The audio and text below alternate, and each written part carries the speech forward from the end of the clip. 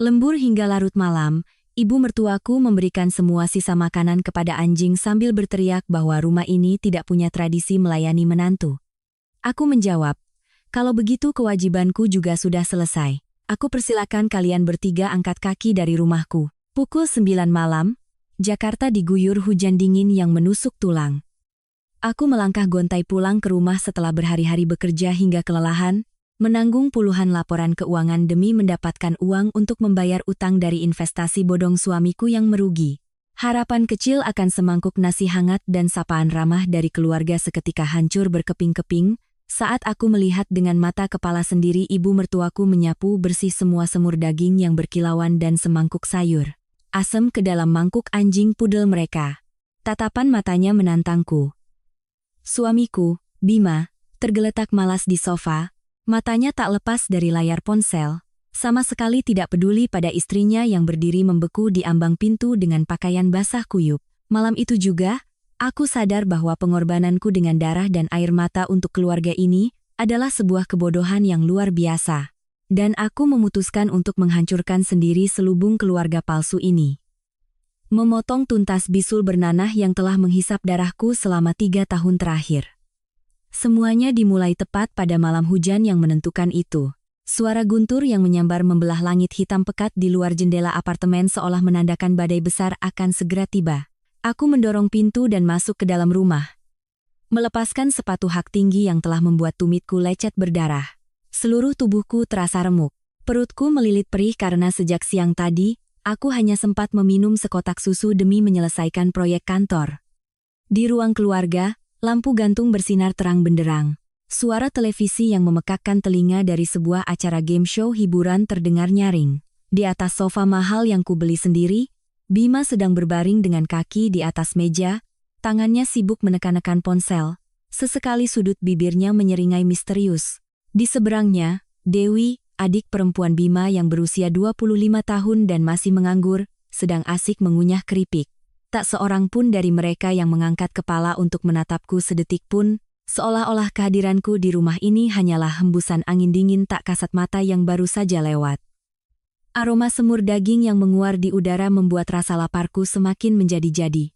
Aku tidak mengharapkan sambutan manis karena sudah terlalu terbiasa dengan sikap dingin ini.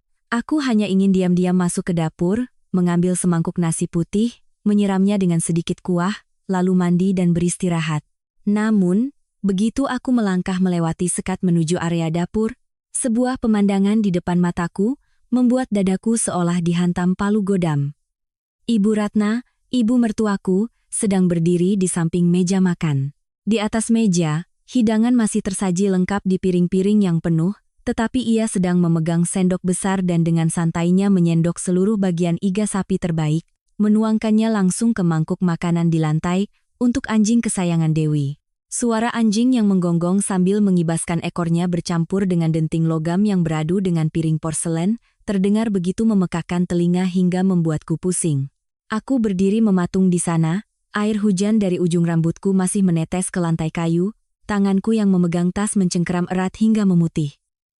Ibu, apa yang ibu lakukan? Aku sudah menelepon sebelumnya, memberitahu akan lembur dan pulang telat. Aku minta tolong ibu sisakan semangkuk nasi untukku. Suaraku serak, bercampur antara lelah dan gemetar. Ibu Ratna berhenti. Ia berbalik dan melemparkan sendok ke atas meja kaca hingga berbunyi klang. Matanya menelusuriku dari ujung kepala hingga ujung kaki, menatap penampilanku yang basah dan berantakan dengan penghinaan yang tak disembunyikan. Bibir tipisnya melengkung ke atas. Memangnya kenapa kalau kamu telepon, pulang jam 9:30 malam, siapa yang punya waktu untuk memanaskan makanan dan menunggumu? Kamu pikir kamu ratu di rumah ini? Makanan sudah dingin semua, lebih baik kuberikan pada anjing, setidaknya ada gunanya. Rumah ini tidak punya tradisi melayani menantu. Kalau lapar, pergi saja cari makan di luar atau masak Indomie sana. Bekerja, bukan main-main, tapi pulang ke rumah pasang muka masam minta dilayani. Setiap kata yang keluar dari mulutnya setajam silet, mengiris habis sisa-sisa tenaga terakhirku. Selama 3 tahun, aku hidup di rumah ini seperti seorang narapidana, meskipun akulah pencari nafkah utama. Aku menggigit bibirku kuat-kuat untuk menahan air mata kekecewaan yang hendak tumpah. Aku menatap lurus ke mata Ibu Ratna, Dadaku naik turun dengan cepat. Aku tidak minta dilayani. Aku pergi bekerja mencari uang. Uang untuk membeli makanan, membayar listrik, membayar air di rumah ini, semuanya uangku. Ibu seharian di rumah, aku hanya minta disisakan semangkuk nasi dan sepotong daging, tapi ibu malah memberikannya pada anjing. Apa ibu tidak merasa keterlaluan? Mendengar perkataanku, Ibu Ratna langsung melotot.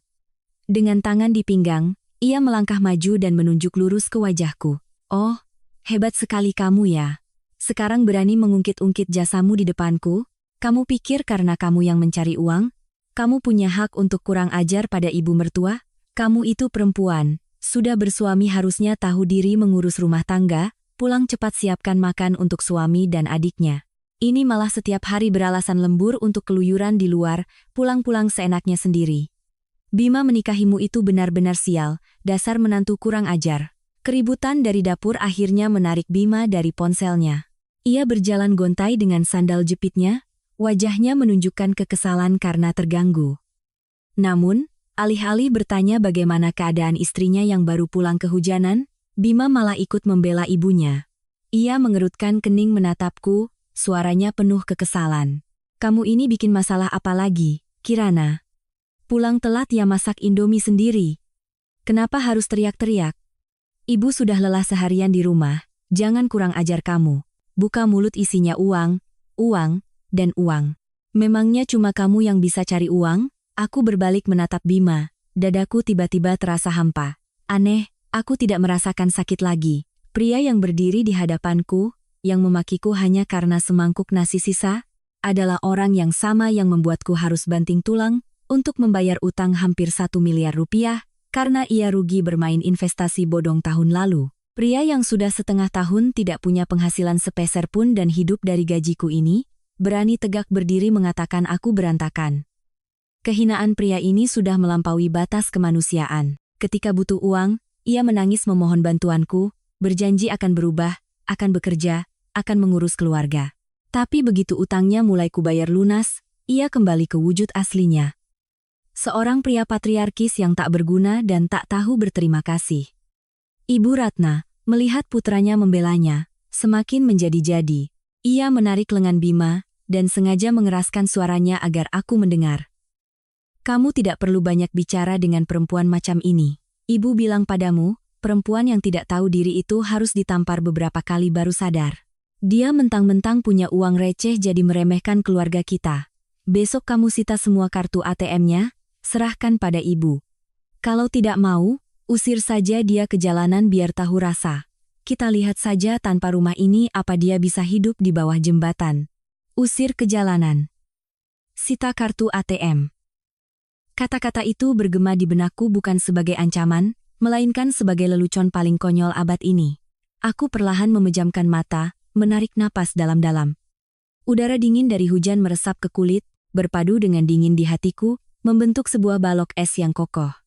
Ketika aku membuka mata, aku bukan lagi menantu penurut dan pasrah selama 3 tahun terakhir. Air mata sudah kering, rasa kasihan sudah mati. Aku melangkah maju, dengan santai menarik kursi kayu di meja makan dan duduk. Aku mengeluarkan ponsel dari tasku, menekan beberapa nomor untuk menelepon manajemen gedung, lalu dengan tenang mengangkat kepala menatap 3 manusia yang sedang melongo menatapku. Ibu benar, rumah ini tidak punya tradisi melayani menantu.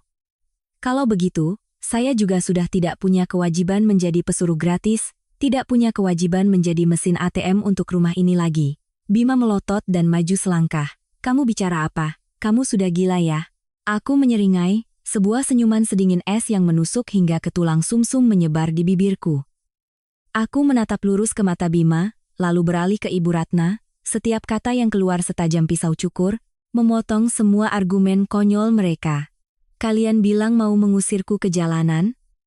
Bu, sepertinya ibu sudah terlalu lama tinggal di rumah ini sampai jadi delusional.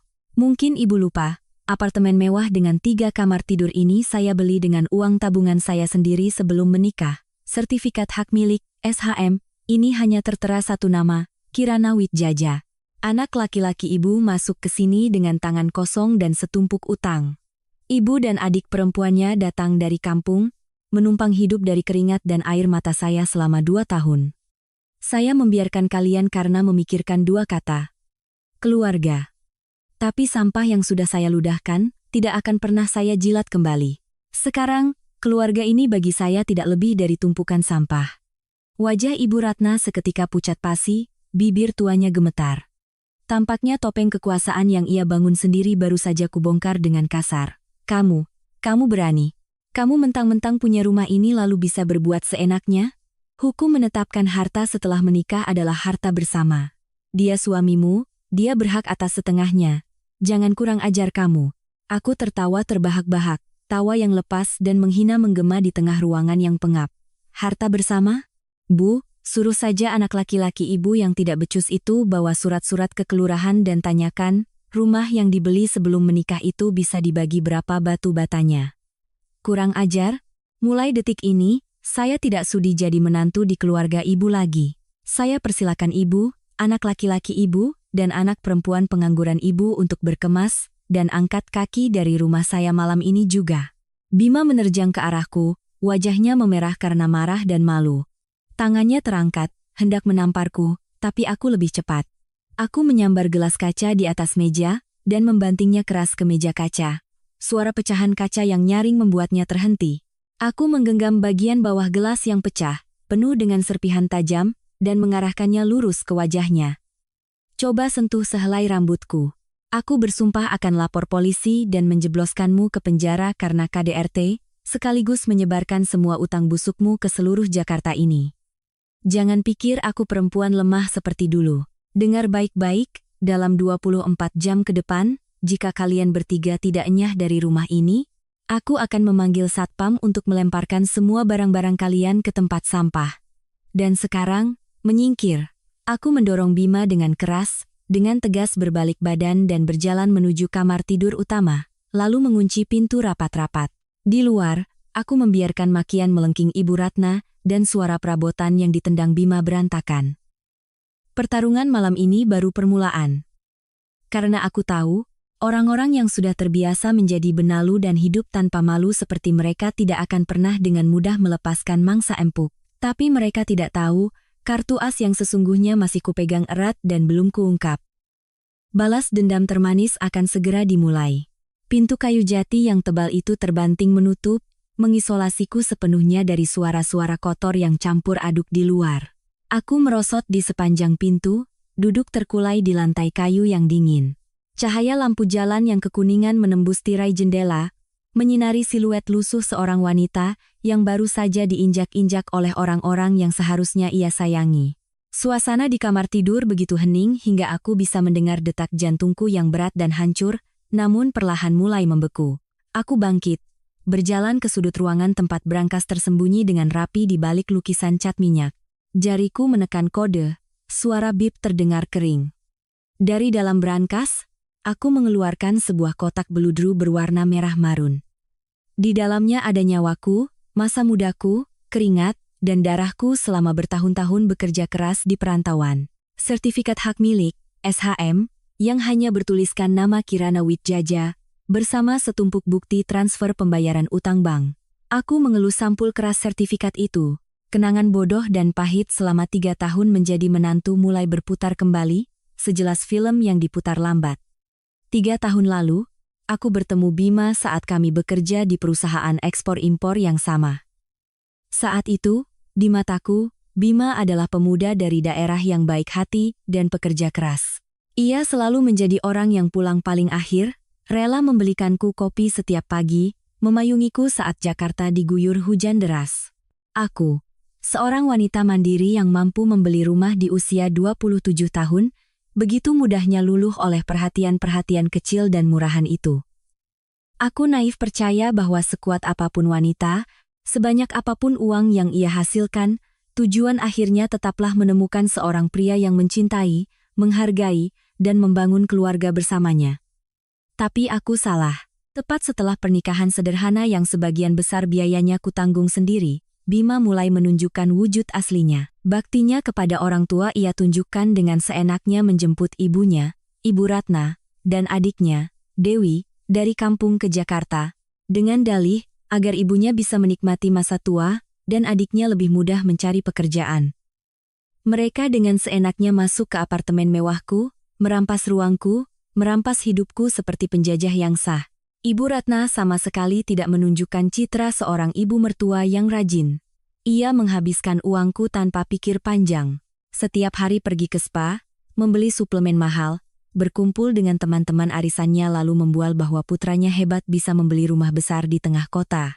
Sementara Dewi, gadis 25 tahun lulusan D3 yang tidak mau bekerja, seharian hanya di rumah menjelajahi media sosial, menuntutku membelikan pakaian bermerek dan kosmetik mahal dengan alasan kakak ipar, banyak uang harusnya menafkahi adik ipar. Semua itu kutelan dengan sabar. Aku meninabobokan diriku dengan kata keluarga. Namun, puncak tragedi terjadi tahun lalu. Bima, karena serakah ingin cepat kaya, diam-diam menggadaikan mobilnya, meminjam uang dari rentenir dan pinjaman online ilegal, lalu melemparkan semuanya ke sebuah platform investasi kripto bodong. Hasilnya, lebih dari 1 miliar rupiah ludes dalam semalam. Pria-pria bertato datang ke lobi apartemen, mengancam dengan cat semprot. Saat itu Bima bersujud di kakiku, menangis terseduh-seduh, membenturkan kepalanya ke lantai memohon agar nyawanya diselamatkan. Ia bersumpah akan bekerja dengan benar, akan menganggapku sebagai penyelamat hidupnya. Karena gengsi, karena tidak ingin keluarga hancur, aku dengan bodohnya menanggung semua itu. Selama setahun terakhir, aku mengambil 3 proyek akuntansi tambahan. Pagi bekerja di kantor hingga larut malam. Malamnya aku mengerjakan laporan pajak untuk perusahaan lain hingga jam 2 atau 3 pagi. Rambutku rontok, lambungku berdarah hingga harus dirawat di rumah sakit dan diinfus. Tapi aku tetap tidak berani istirahat sehari pun. Setiap bulan aku banting tulang membayar cicilan puluhan juta rupiah demi menjaga kedamaian di rumah ini. Sementara itu, Bima dengan alasan stres psikologis, berhenti bekerja dan menjadi benalu. Setiap hari, ia menengadahkan tangan meminta uang receh dariku untuk ngopi dan membeli rokok. Ibu dan adiknya tetap hidup santai dan boros di atas pengorbanan nyawaku. Bahkan saat aku makan Indomie tengah malam untuk mengejar deadline, Ibu Ratna masih menyindirku pelit, punya uang tapi tidak tahu cara menikmati hidup. Aku menutup SHM itu, memasukkannya kembali ke brankas. Bodoh, Kirana Wijaya, kamu adalah orang paling bodoh sedunia. Menolong binatang, binatang membalas budi. Menolong manusia berhati dingin dan tak tahu berterima kasih ini. Yang kau dapatkan hanyalah semangkuk nasi sisa yang dibuang untuk anjing. Dari luar, suara gedoran pintu yang keras memecah lamunanku. Kirana, buka pintunya. Kamu ini mau bikin drama apa lagi? Hah? Kalau ada masalah suami istri ya dibicarakan baik-baik. Kamu pecahkan gelas mengancam suami, teriak-teriak mengusir ibu dan adikku. Di mana kamu belajar sifat tidak beradab itu? Buka pintunya. Aku diam tak menjawab. Kata-kata Bima saat ini terdengar sangat memuakan. Sifat pengecut dan patriarkisnya menyatu, menghasilkan suara yang sangat menjijikkan. Setelah itu, terdengar omelan Ibu Ratna dari balik pintu. Sudah, tidak usah panggil-panggil perempuan itu. Biarkan saja dia di dalam sana stres sendiri. Rumah ini rumah anakku, hukum mana yang mengizinkan dia menguasainya sendiri? Paling parah ya cerai, bagi 2 harta. Anakku kalau dapat setengah rumah ini lebih dari cukup untuk beli rumah baru yang lebih besar dan lebih bagus, lalu cari istri perawan umur 18 tahun. Perempuan tua dan galak seperti dia. Dibuang ke jalan anjing pun tidak mau memungutnya. Aku bersedekap, bersandar ke dinding, sudut bibirku menyunggingkan senyum dingin. Cerai, bagi 2 harta, ibu mertuaku yang buta hukum ini rupanya sudah merencanakan sampai akhir, belum cukup menggerogotiku sampai ke tulang. Sekarang ia masih mau merampok separuh dari keringat dan air mataku. Tapi ia salah. Hukum bukanlah mainan bagi orang buta huruf dan tak tahu malu. Aku tidak membuka pintu.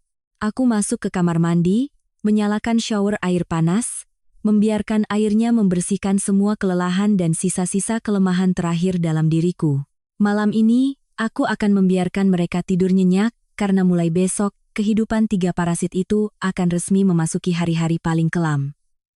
Semakin larut, suasana di apartemen semakin hening, hanya menyisakan suara rintik hujan di balkon.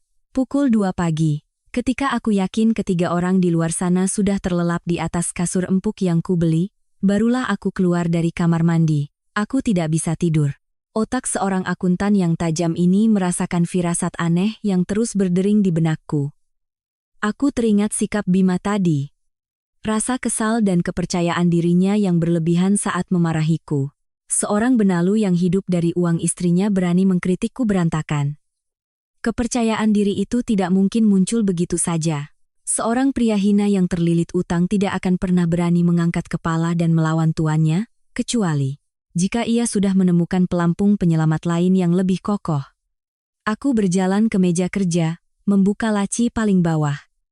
Di dalamnya ada sebuah iPad lama yang biasa kugunakan untuk menyimpan dokumen sampingan. Tapi yang lebih penting, iPad ini pernah kugunakan untuk mengatur akun iCloud dan sinkronisasi Zalo untuk Bima 2 tahun lalu saat ponselnya rusak. Bima adalah orang yang malas dan gagap teknologi. Ia pasti tidak akan pernah ingat untuk logout atau membatalkan sinkronisasi di perangkat lama ini. Aku menyalakan iPad, layarnya menyala, butuh beberapa menit untuk terhubung ke Wi-Fi. Dan tepat seperti dugaanku, serangkaian notifikasi pesan dari aplikasi Zalo dan Messenger mulai membanjiri layar kunci. Tanganku mendingin. Aku membuka aplikasi, dan yang pertama kali kulihat adalah sebuah obrolan yang disematkan di paling atas. Nama pengguna disimpan dengan ikon hati berwarna merah, Tante Susan sayang. Aku mengklik percakapan itu.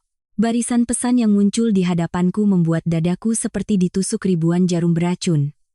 Rasa mual yang hebat di perutku membuatku harus membekap mulut agar tidak bersuara. Sayangku sudah tidur? Hari ini istri tuamu itu pulang dan menyiksamu lagi tidak? Kasihan sekali pacarku, harus hidup dengan perempuan jelek dan membosankan itu. Belum tidur, Tante. Baru saja bertengkar hebat dengannya. Lihat mukanya yang kucel dan bau keringat itu saja aku sudah mau muntah. Dia mentang-mentang kerja dan punya uang sedikit jadi seenaknya sama ibuku. Kalau bukan karena menuruti kata tante untuk bersabar dan menipunya agar mau balik nama setengah sertifikat rumah itu, sudah kutendang dia dari dulu. Kasihan sayangku, sabar ya sebentar lagi. Tante sudah hubungi pengacara, begitu dia tanda tangan surat pengalihan aset bersama. Kita langsung cerai, dan tante jemput kamu ke villa tante. Minggu depan di kantor tante ada posisi kosong wakil direktur pemasaran, kursinya sudah tante siapkan untukmu. Sekalian tante belikan Mercedes baru biar kamu tidak perlu naik motor butut sama istri kere itu lagi. Sayang Tante Susan selamanya. Seluruh hidupku sekarang hanya untuk melayani tante. Si Kirana itu apa? Akuntan yang banting tulang seumur hidup juga tidak sebanding dengan secuil harta tante. Tunggu aku ya. Besok aku kabur dari rumah buat pijat tante lagi. Foto-foto mesra, pesan-pesan cabul, kata-kata rayuan murahan dari Bima terpampang nyata di layar. Mataku terpaku pada setiap kata. Aku tidak menangis. Detik ini, aku justru merasa lucu. Aku menertawakan pengabdian bodohku, menertawakan malam-malam tanpa tidur hingga batuk darah demi membayar utang untuk seorang pria yang menumpang hidup pada wanita lain. Ternyata ini alasannya. Ini alasan Ibu Ratna dan putranya berani bertindak seenaknya. Ini alasan Bima begitu percaya diri menghinaku. Ia telah menemukan seorang wanita kaya, seorang tante girang bernama Susan, yang usianya mungkin sekitar 50-an, banyak uang untuk memeliharanya. Mereka tidak hanya berselingkuh, mereka juga bersekongkol untuk merampok setengah dari rumahku sebelum menendangku keluar. Aku menggulir ke atas, membaca pesan-pesan dari bulan-bulan sebelumnya. Kenyataannya semakin kejam. Ibu Ratna juga tahu tentang ini. Dalam sebuah percakapan, Bima bahkan pamer pada selingkuhannya bahwa ibunya sangat menyukai Tante Susan, memujinya dermawan, karena baru saja mentransfer 50 juta rupiah, agar Ibu Ratna bisa berlibur ke Thailand bersama teman-teman arisannya. Mereka, ibu dan anak, telah bersekongkol menjadi sekawanan lintah darat. Di satu sisi, menghisap darahku untuk membayar utang, di sisi lain mencari inang baru yang lebih kaya sambil diam-diam menggali kuburanku. Aku menarik napas dalam-dalam, mataku berkilat dingin seperti es abadi. Aku menggunakan fitur rekam layar. Merekam seluruh percakapan dari awal hingga akhir. Setelah itu, aku memotret pesan-pesan paling penting dengan ponselku, menyimpannya dalam 3 salinan di berbagai platform cloud. Dalam duniaku, dunia keuangan. Ada satu prinsip bertahan hidup, ketika kau memegang bukti, kau memegang nyawa lawanmu. Bima, kau pikir kau menemukan tambang emas dan bisa dengan mudah merampas hartaku? Kau dan ibumu yang serakah itu terlalu meremehkan Kirana Wijaya. Aku mematikan iPad dan menyimpannya kembali di laci. Malam ini aku telah memegang sebuah bom waktu, tapi aku belum ingin meledakkannya sekarang. Aku ingin melihat sejauh mana drama yang dimainkan oleh orang-orang rendahan ini. Aku ingin perlahan-lahan merenggut setiap harapan palsu mereka. Membiarkan mereka naik ke puncak kepuasan diri, lalu dengan tanganku sendiri, aku akan mendorong mereka jatuh langsung ke neraka. Aku berbaring di tempat tidur, memejamkan mata. Untuk pertama kalinya setelah berbulan-bulan, aku merasa pikiranku begitu jernih dan ringan. Perang ini, aku tidak hanya ingin mengusir mereka dari rumah. Aku ingin mereka membayar setiap tetes keringat dan air mata yang telah kutumpahkan. Pukul 6 pagi keesokan harinya, aku bangun dengan semangat yang luar biasa segar. Aku merias wajah dengan teliti untuk menutupi lingkaran hitam di bawah mata, memoles lipstik merah menyala yang penuh kuasa, dan mengenakan setelan kerja yang dijahit dengan sempurna. Penampilanku tidak lagi menyisakan bayangan wanita basah kuyup dan lusuh semalam. Aku melangkah keluar ke ruang tamu. Suasana di rumah masih pekat dengan bau apek dan ketegangan yang belum sirna. Ibu Ratna duduk angkuh di sofa sambil menyeruput teh jahe. Dewi sedang asyik dengan ponselnya menonton TikTok. Dan Bima baru saja keluar dari kamar mandi, masih memegang sikat gigi. Melihatku keluar dengan penampilan yang tajam dan rapi, mereka bertiga tertegun. Ibu Ratna yang pertama angkat bicara, nadanya masih sama angkuh dan merendahkan. Kukira kamu akan mengurung diri di kamar menangis dan menyesal. Ternyata masih punya mood untuk dandan dan pergi kerja ya. Ingat, di rumah ini tidak ada yang menyiapkan sarapan. Kamu itu menantu, semalam sudah kurang ajar, pagi ini harusnya tahu diri turun ke dapur masak untuk suami dan ibu mertua sebagai penebus kesalahan. Jangan pikir dengan pasang muka sombong begitu masalah selesai. Aku tidak menjawab. Dengan sepatu hak tinggiku yang berketuk-ketuk di lantai, aku berjalan lurus ke arah meja kaca di tengah ruang tamu. Aku melemparkan setumpuk dokumen yang sudah dicetak ke atas meja. Suara kertas yang menghantam kaca terdengar tegas. Berhenti bermimpi di siang bolong, Bu. Ini bukan balai desa tempat ibu bisa menceramahi saya tentang moral. Lihat baik-baik. Di atas meja ini ada fotokopi sertifikat hak milik, akta jual beli rumah, dan bukti transfer bank yang membuktikan seluruh uang pembelian apartemen ini ditransfer dari rekening pribadi saya tepat 6 bulan sebelum tanggal pernikahan dengan anak ibu. Bima buru-buru melempar sikat giginya, menyambar kertas-kertas itu. Wajahnya seketika berubah dari merah menjadi pucat pasi. Dewi ikut mencondongkan kepala, tergagap tak bisa berkata-kata. Ibu Ratna, melihat putranya kebingungan, mulai panik. Ia berdiri tegak, menunjuk wajahku. Kamu cetak kertas-kertas sampah ini untuk menakut-nakuti siapa? Aku beritahu kamu ya, istri berbakti suami sayang, tapi suami berjasa istri juga tidak boleh serakah. Bima sudah tinggal di rumah ini 3 tahun, dia ikut merenovasi, dia ikut bersih-bersih, dia juga pemilik rumah ini. Jangan bawa-bawa hukum untuk menggertakku. Hukum manapun harus punya rasa kemanusiaan. Bagi 2, kalau tidak mau bagi 2 rumah ini, kami sekeluarga akan tetap tinggal di sini sampai mati, kita lihat apa yang bisa kamu lakukan. Sikap tak tahu malunya membuatku tertawa terbahak-bahak. Aku bersedekap di depan dada, menatapnya dengan pandangan kasihan dari orang yang berada di atas menatap seekor kutu. Rasa kemanusiaan ibu itu bersekongkol dengan anak ibu, untuk memelihara perempuan simpanan, memakai uang menantu untuk liburan ke Thailand, lalu pulang ke rumah membuang nasi menantu untuk anjing. Apakah itu rasa kemanusiaan? Kalimatku seperti bom yang meledak di tengah ruang tamu. Mereka bertiga terlonjak kaget. Bima tergagap panik, matanya liar penuh ketakutan. Kamu bicara ngawur apa hah? Simpanan mana? Kamu sudah gila. Kamu mau mencemarkan nama baikku dan ibuku, ya? Aku peringatkan kamu, bicara tanpa bukti bisa aku tuntut kamu atas pencemaran nama baik. Sekarang giliranku maju selangkah, menatap tajam dengan mata sedingin es ke wajah Bima. Bukti? Tenang saja, di pengadilan nanti akan kuserahkan bukti-bukti paling tajam ke tangan hakim. Kita lihat saja apakah kursi wakil direktur pemasaran yang dijanjikan Tante Susan sayangmu itu bisa menyelamatkanmu dari nasib melarat di jalanan. Dan sekarang, aku tidak punya waktu untuk berdebat soal sampah dengan kalian. Aku berbalik menatap lurus ke wajah Ibu Ratna. Setiap kata yang keluar setajam baja, tidak memberi mereka kesempatan untuk membantah.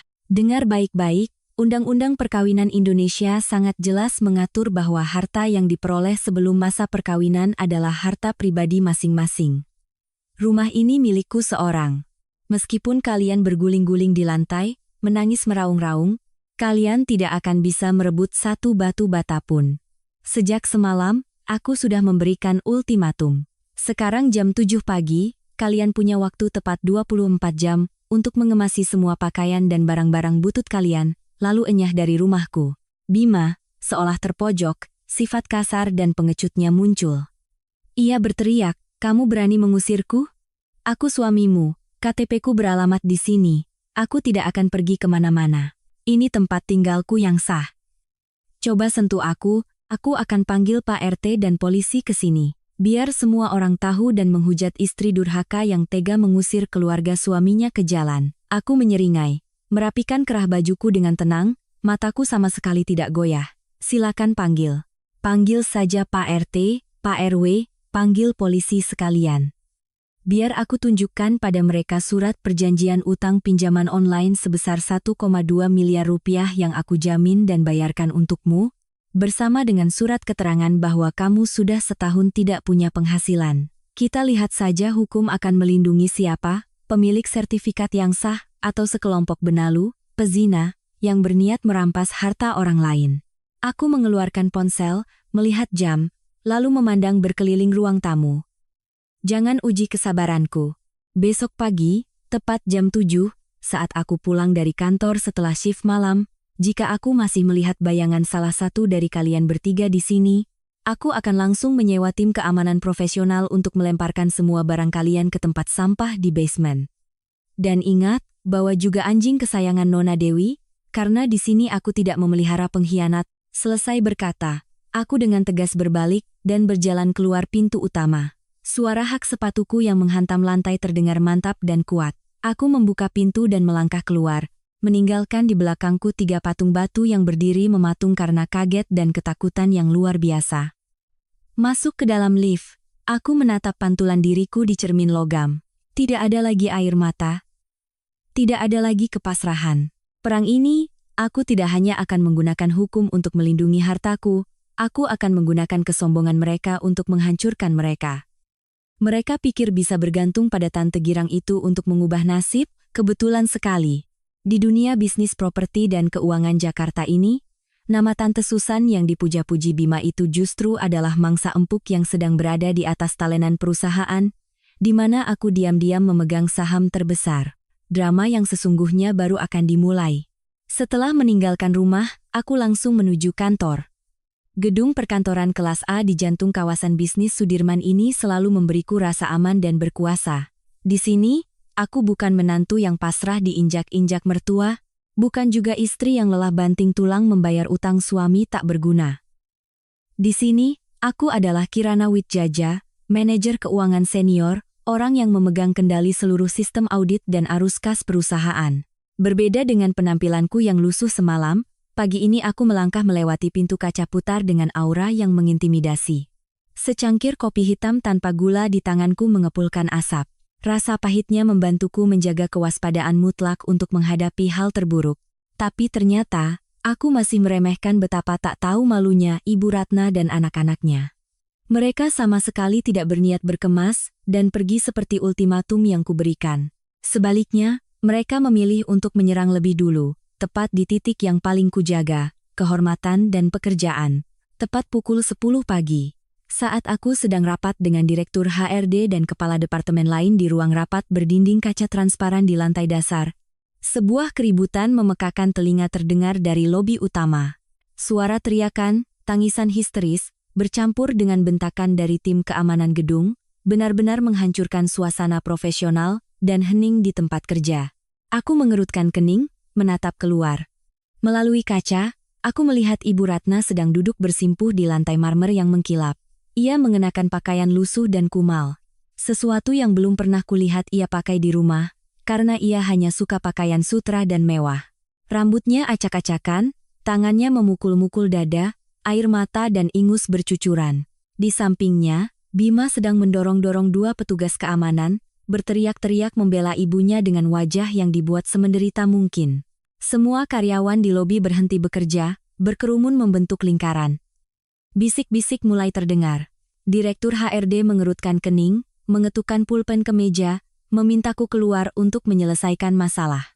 Aku dengan tenang menutup laptopku, merapikan jas, dan perlahan melangkah keluar dari ruang rapat. Begitu melihat bayanganku muncul, Ibu Ratna seolah menemukan penyelamat. Ia langsung berteriak lebih keras, merangkak di lantai ke arahku, dan memeluk kakiku erat-erat. Tolong, bapak-bapak, ibu-ibu, para pimpinan perusahaan, lihatlah wajah asli karyawan teladan kalian ini. Dia cari uang sedikit saja sudah semena-mena di rumah, menyiksa ibu mertuanya. Dia membiarkanku kelaparan, dia memukuli anakku. Malam-malam saat hujan badai, dia mengusir kami ke jalanan tanpa sehelai pakaian pun. Perempuan macam apa ini, tidak punya hati, tidak punya bakti. Ya Tuhan, aku besarkan anakku supaya dia membawa pulang ular berbisa ini untuk menggigit leher ibunya. Ia meraung-raung sambil menangis terseduh-seduh. Aktingnya begitu sempurna. Jika bukan aku yang mengalaminya, aku sendiri akan percaya bahwa ia adalah ibu mertua malang yang dianiaya menantunya. Pandangan rekan-rekan kerjaku mulai tertuju padaku, penuh dengan penghakiman, kecurigaan, dan penghinaan. Bima, melihat ibunya berakting dengan sangat baik, segera maju, menunjuk lurus ke wajahku, berpura-pura menjadi suami yang dikhianati dan terluka parah. Kirana Wijaya, jangan pikir kamu bisa menyembunyikannya dariku. Kamu beralasan lembur setiap malam, padahal sebenarnya kamu selingkuh, tidur dengan bos-bos tua kaya raya untuk naik jabatan, kan? Di rumah kamu meremehkanku karena aku miskin, kamu memaki ibuku orang kampung yang numpang hidup. Kamu memaksaku menandatangani surat cerai, memaksaku pergi dengan tangan kosong agar kamu bisa bebas membawa selingkuhanmu ke rumah yang kubantu renovasi dengan tanganku sendiri. Kamu perempuan brengsek, kembalikan kehormatan keluargaku. Kembalikan uang hasil keringatku. Logika Bima yang terbalik begitu sempurna. Ia menggunakan dosa-dosa kotornya sendiri untuk menutupi tubuhku. Ia yang selingkuh, ia yang jadi benalu, ia yang ingin merebut rumah, tapi di tengah lobi perusahaan yang ramai, ia berteriak-teriak memainkan peran sebagai korban. Menjadi korban adalah senjata paling menakutkan dari orang jahat ketika mereka terpojok. Mereka ingin menggunakan tekanan publik dan moralitas palsu untuk memaksaku menyerah. Mereka pikir seorang wanita dengan posisi tinggi sepertiku akan takut kehilangan muka, takut karirnya terpengaruh, sehingga harus mengalah, berlutut memohon agar mereka diam, dan dengan demikian menyerahkan rumah itu kepada mereka.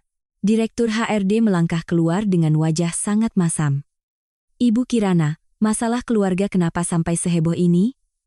Tolong segera bawa keluarga Anda keluar untuk diselesaikan. Jangan sampai merusak citra perusahaan. Jika masalah ini tidak diselesaikan dengan baik, Dewan Direksi terpaksa harus meninjau kembali posisi Anda sebagai manajer. Bima mendengar itu, matanya berbinar penuh kemenangan. Ia maju selangkah lagi, nadanya berubah dari sedih menjadi ancaman terang-terangan. Dengar itu, Kirana, perusahaanmu pun tidak akan menerima perempuan amoral sepertimu. Sekarang, kalau kamu pintar, pulanglah ke rumah, tarik kembali kata-katamu semalam, dan balik nama setengah rumah itu untukku sebagai kompensasi jasaku. Minta maaf pada ibuku baik-baik. Kalau tidak, aku dan ibuku akan setiap hari datang ke sini membawa spanduk, memanggil wartawan untuk membongkar wajah aslimu. Kita lihat saja apa kamu masih bisa hidup di Jakarta ini. Ibu Ratna masih memeluk kakiku erat. Wajahnya terbenam di lantai berpura-pura terisak, tapi aku bisa melihat bahunya bergetar menahan tawa. Ia pasti yakin drama ini sukses besar, bahwa aku sudah terpojok, maju kena mundur kena. Di sekelilingku, bisik-bisik rekan kerja semakin kencang. Ada yang menunjuk-nunjuk, ada yang menggelengkan kepala, bahkan ada karyawan muda yang mengeluarkan ponsel untuk merekam. Mereka pikir aku akan takut, akan menangis, menjelaskan, atau lari. Tapi mereka tidak tahu, sebelum melangkah keluar, aku sudah menduga kekejian ini. Seekor binatang buas yang sumber makanannya diputus, pasti akan menggigit balik. Aku tidak buru-buru menarik kakiku dari pelukan Ibu Ratna. Aku perlahan membungkuk, mengangkat dagunya, menatap dalam ke matanya yang licik yang sedang berusaha memeras beberapa tetes air mata buaya. Bibirku menyeringai, sebuah senyuman dingin, kejam, dan penuh penghinaan. Drama air mata murahan ini sudah waktunya ditutup. Suasana di lobi utama perusahaan saat itu menjadi tegang. Semua orang menahan napas, menunggu untuk melihat bagaimana wanita yang sedang dicap sebagai pezina dan anak durhaka ini akan bereaksi. Aku berdiri tegak, dengan tegas menyentakkan kakiku, melepaskan tangan Ibu Ratna yang berpura-pura memegangnya. Gerakanku yang tegas dan dingin membuatnya kehilangan keseimbangan dan jatuh ke belakang. Ia berteriak aduh, hendak melanjutkan dramanya, tapi aku sudah mengangkat tangan menyuruhnya berhenti. Aku menoleh ke arah Direktur HRD, lalu memutar pandanganku ke kerumunan rekan kerja yang sedang menonton. Suaraku terdengar jelas dan lantang, sama sekali tanpa getaran. Maaf, Ibu Direktur dan rekan-rekan semua, karena telah membiarkan sampah hanyut ke perusahaan dan mengotori mata kalian. Tenang saja, saya akan membersihkan tumpukan sampah ini sekarang juga, tanpa meninggalkan bau busuk sedikit pun. Aku mengeluarkan ponsel dari saku jas, menghubungkannya melalui Bluetooth ke layar LED raksasa yang biasa digunakan untuk menampilkan informasi internal di tengah lobi. Hanya butuh 5 detik, layar besar itu menyala. Aku menatap Bima dan Ibu Ratna yang masih bingung. Kalian suka berakting di depan umum, kan? Suka menggunakan opini publik untuk menindasku, kan? Kalau begitu, biar kutunjukkan pada seluruh perusahaan ini sebuah film dokumenter paling otentik tentang apa yang disebut jasa keluarga suami. Jariku meluncur di layar ponsel. Video pertama muncul di layar LED raksasa, lengkap dengan suara yang diperbesar maksimal. Itu adalah rekaman CCTV dari ruang tamu semalam. Adegan itu sangat jelas. Aku masuk ke rumah dengan keadaan basah kuyup dan lelah. Sementara itu, Ibu Ratna berdiri di meja makan, dengan wajah gembira menyendok semua semur daging dan sayur iga ke dalam mangkuk anjing. Suara makiannya kepadaku menggema di seluruh lobi. Kalau lapar, pergi saja cari makan di luar, lebih baik kuberikan pada anjing, setidaknya ada gunanya. Rumah ini tidak punya tradisi melayani menantu. Pada saat yang sama, dalam video, Bima sedang berbaring di sofa memainkan ponsel, dengan santainya ikut-ikutan ibunya menghina istrinya. Kerumunan yang tadinya berbisik-bisik langsung hening. Mata-mata yang tadinya menghakimiku langsung beralih, menatap tajam ke arah Ibu Ratna dan Bima. Rasa jijik terpancar jelas di wajah setiap orang. Wajah Ibu Ratna pucat pasi, bibirnya gemetar tak bisa berkata-kata. Ia buru-buru bangkit, hendak merebut ponselku, tapi petugas keamanan dengan cepat maju dan menghalanginya. Bima panik, wajahnya pucat tanpa darah. Ia berteriak putus asa, matikan. Matikan sekarang. Ini masalah pribadi keluarga, kenapa kamu bawa keluar? Video ini pasti sudah kamu edit. Kamu sengaja menjebak ibuku. Aku tertawa, tawa yang penuh sindiran. Menjebak, baiklah. Kalau video belum cukup hidup, kita beralih ke sesi bukti keuangan, ya. Semua orang di sini adalah orang ekonomi. Melihat pembukuan pasti akan lebih jelas. Aku beralih ke file gambar kedua. Di layar LED muncul salinan perjanjian utang dari pinjaman online ilegal, senilai 1,2 miliar rupiah, dengan tanda tangan dan cap jempol merah Bima. Berikutnya adalah serangkaian bukti transfer dari rekening pribadi Kirana Wijaya untuk membayar utang Bima selama setahun penuh. Setiap angka puluhan juta rupiah yang ditransfer setiap bulan muncul dengan jelas, seperti tamparan keras yang mendarat di wajah pria, yang baru saja sesumbar telah membantu merenovasi rumah. Lihat baik-baik, rekan-rekan kerjaku sekalian. Pria yang berdiri di sini menangis dan menuduhku selingkuh. Pada kenyataannya adalah seorang pria tak berguna, penjudi investasi bodong, yang terlilit utang pada rentenir. Selama setahun terakhir, aku bekerja keras siang dan malam di perusahaan ini, untuk mengumpulkan setiap sen demi membayar utangnya. Dia pengangguran yang menjadi benalu, ibunya di rumah menghabiskan uangku untuk berlibur. Tapi hari ini mereka datang ke sini, memainkan peran sebagai korban, memaksaku menyerahkan separuh rumah yang kubeli sendiri sebelum menikah. Adakah di dunia ini parasit yang lebih hina dari mereka? Seluruh lobi dipenuhi seruan kemarahan. Rekan-rekanku mulai menunjuk dan memaki Bima dan Ibu Ratna. Kebenaran yang telanjang telah menghancurkan topeng korban mereka yang kotor. Tapi aku belum berhenti. Jika menyerang, seranglah sampai mereka tidak punya kesempatan untuk bangkit. Aku beralih ke file terakhir. Dan ini bagian terbaiknya, alasan mengapa seorang benalu tiba-tiba begitu bersemangat ingin merebut rumah dan menuntut cerai. Layar LED langsung menampilkan tangkapan tanda gapan Zalo dari iPad semalam. Nama pengirim Tante Susan sayang bersinar terang. Panggilan sayangku, janji-janji kursi wakil direktur, mobil Mercedes, dan rencana jahat untuk menipunya menandatangani surat pembagian harta lalu mengusirnya muncul dengan jelas. Foto Bima tanpa busana di tempat tidur hotel yang dikirimkan ke tante girangnya itu disensor sebagian, tapi cukup untuk membuat semua orang mengerti inti masalahnya. Wajah Bima saat ini bukan lagi pucat, tapi sudah berubah menjadi abu-abu seperti arang.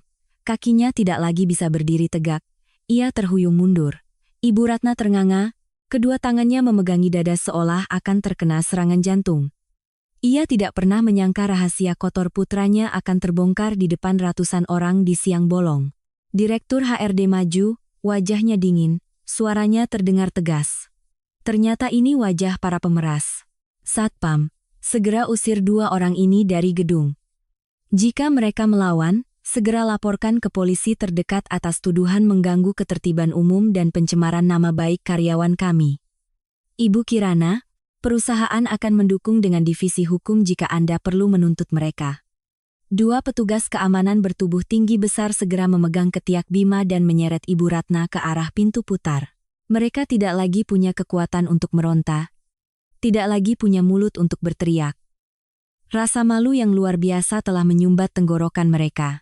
Sebelum Bima dilempar keluar, aku mendekat dan berbisik di telinganya dengan suara paling dingin, ini baru hidangan pembuka, suamiku sayang.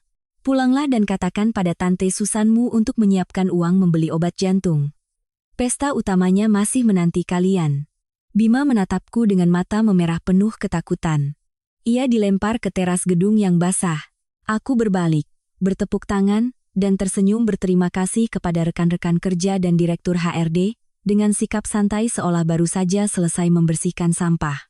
Mereka pikir bisa menggunakan lumpur untuk mengotoriku, tapi mereka lupa, aku lahir dari lumpur, dan aku tahu cara mengubah lumpur menjadi beton untuk mengubur hidup-hidup siapapun yang berani menghalangi jalanku. Setelah drama memalukan di lobi perusahaan, aku tahu Bima tidak akan berani lagi datang mencariku dengan gaya preman. Dengan sifat pengecutnya sebagai seorang benalu, ketika terpojok dan kehilangan muka di depan umum, satu-satunya tempat yang akan ia tuju adalah pelampung penyelamat bernama Tante Susan. Dan benar saja, seperti perhitunganku, orang ketiga yang sombong itu tidak bisa tinggal diam melihat hewan peliharaannya diinjak-injak orang lain. Siang itu, aku keluar dari gedung kantor menuju sebuah kafe mewah di sudut jalan, tempat aku biasa menikmati salad dan meninjau laporan investasi pribadiku. Begitu aku duduk, sebuah Porsche Panamera merah menyala berhenti tepat di depan kafe. Dari mobil itu, seorang wanita berusia sekitar 50 tahun turun.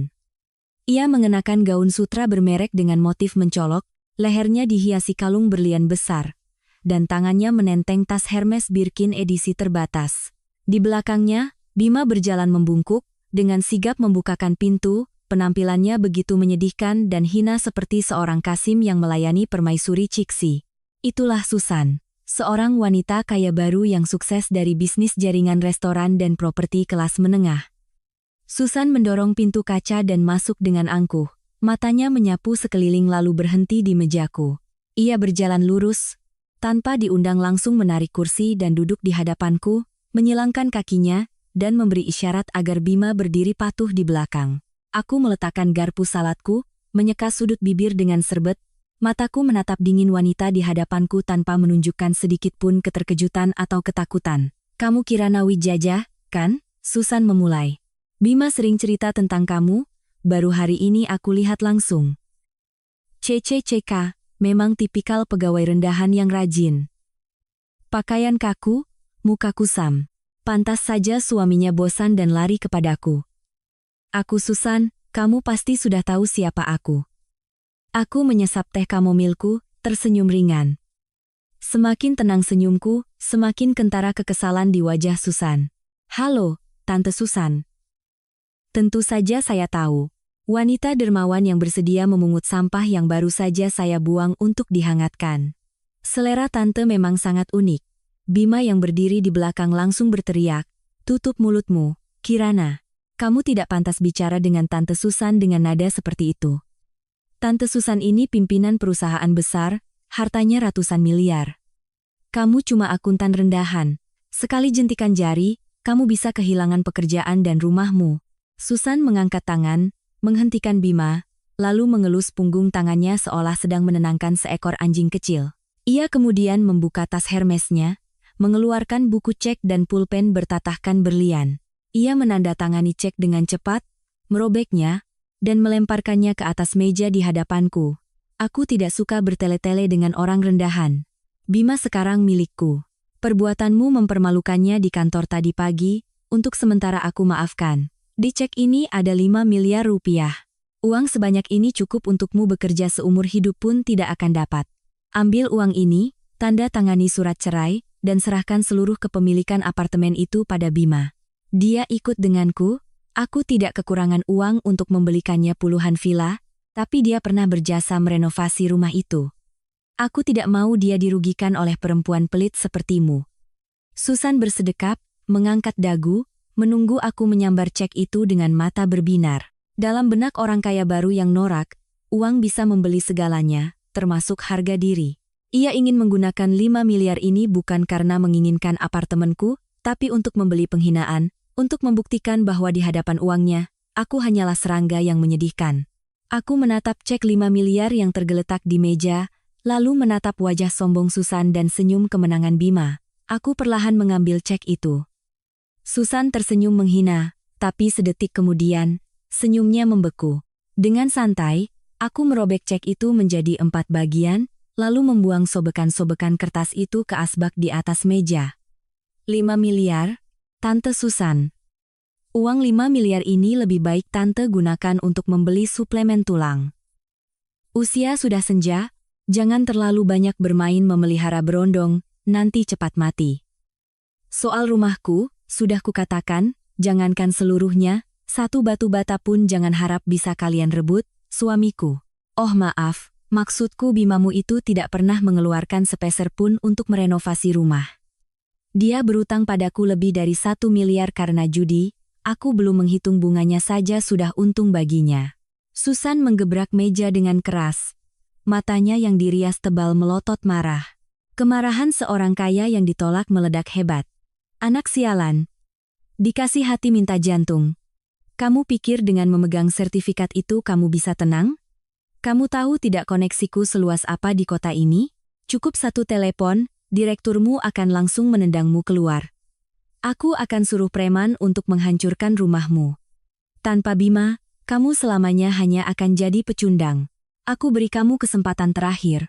Pungut sobekan kertas itu dan rekatkan kembali. Kalau tidak, aku bersumpah akan membuat hidupmu lebih buruk dari kematian.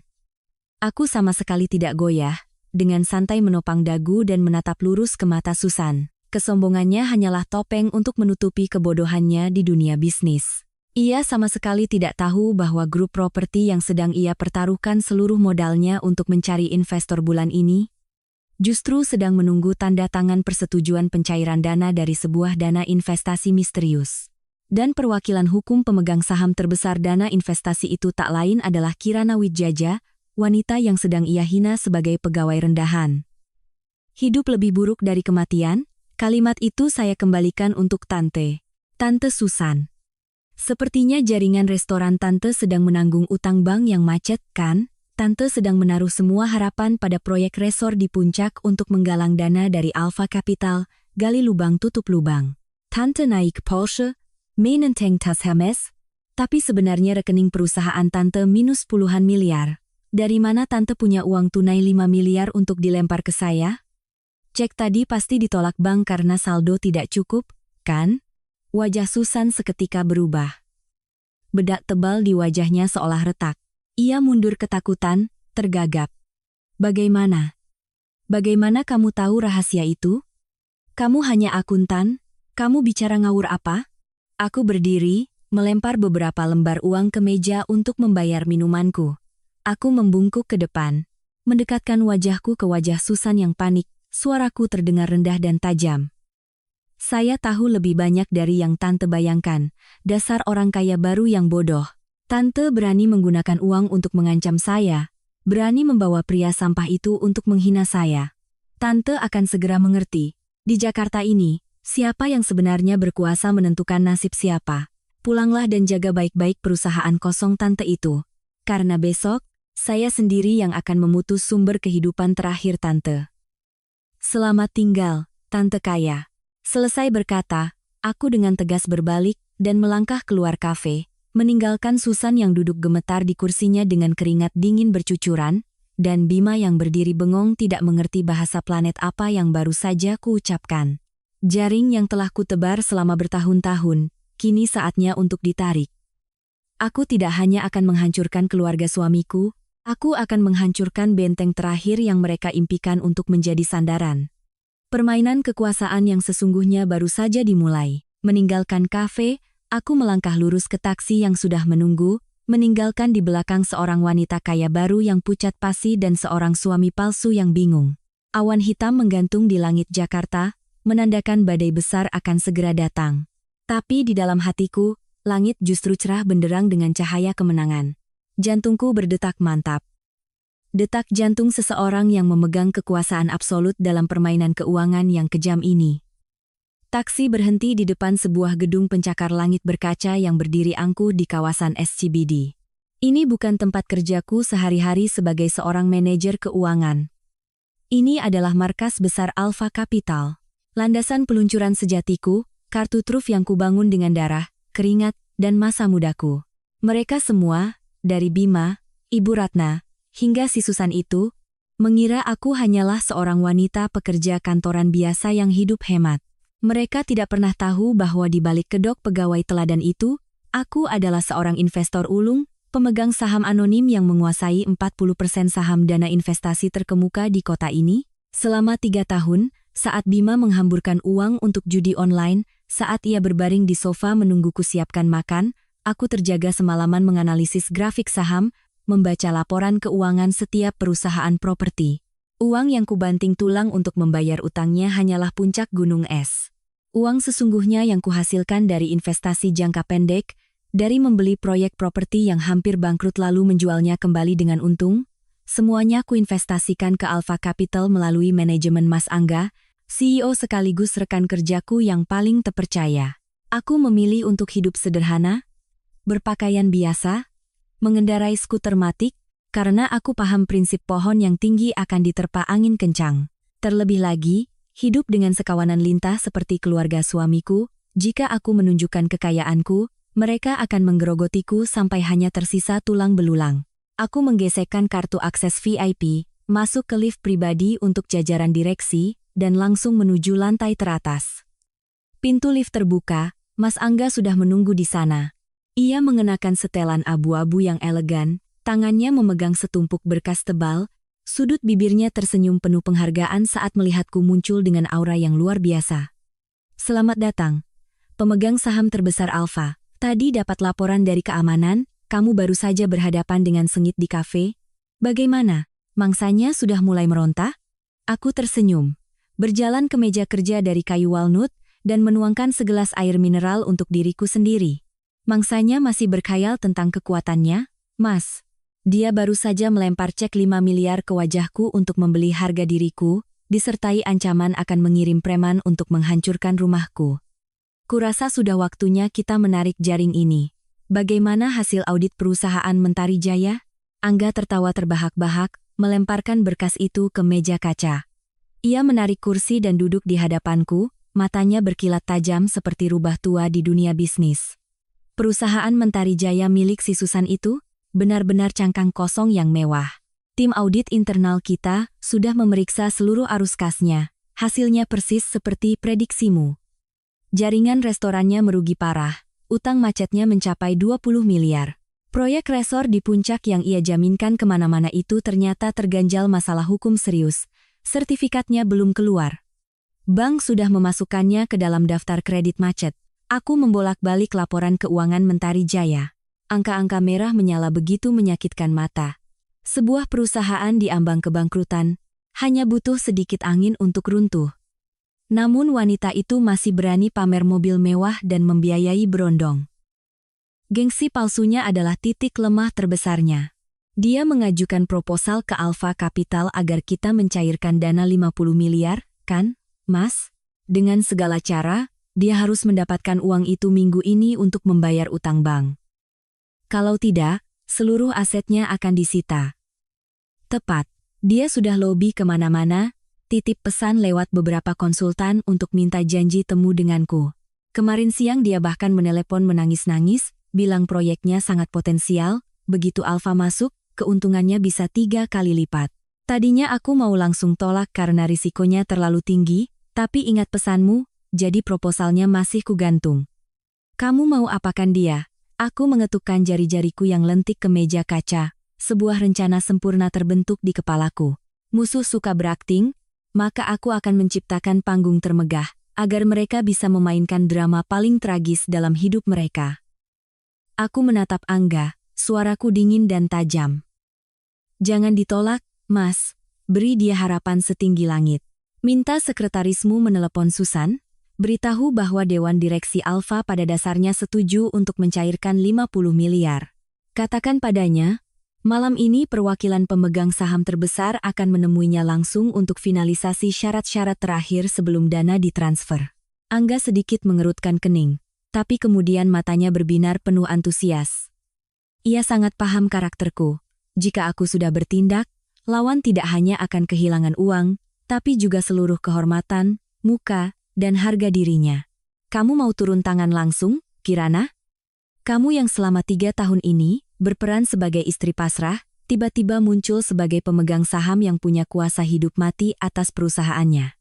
Guncangan ini, kurasa Susan dan suami palsumu itu tidak akan sanggup menahannya. Mereka akan gila. Itulah yang kuinginkan. Aku ingin mereka naik ke puncak kebahagiaan, agar saat aku mendorong mereka jatuh, barulah mereka merasakan sakit yang menusuk hingga ke tulang. Mereka berani menggunakan uang untuk menghinaku, maka aku akan menggunakan uang untuk mengajarkan pada mereka betapa kejamnya hukum karma. Baik, akan kuatur segera. Susan itu orangnya suka pamer. Dengar kabar Alpha setuju, pasti dia akan mengadakan pesta besar-besaran untuk merayakannya. Biarkan saja mereka berpesta, lalu kita akan datang membawa hadiah yang tak terlupakan untuk mereka.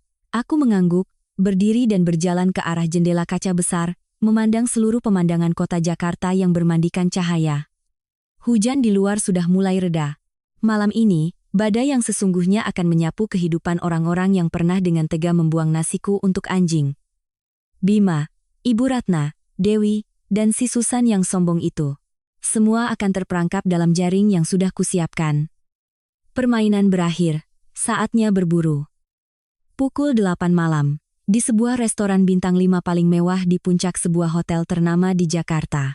Ruang VIP dirancang dengan gaya kerajaan, berkilauan dengan cahaya lampu kristal dan wangi bunga lili yang mahal.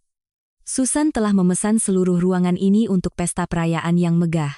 Di atas meja panjang yang dilapisi taplak sutra putih, hidangan mewah seperti lobster, abalon, dan botol-botol anggur Prancis seharga puluhan juta rupiah tersaji.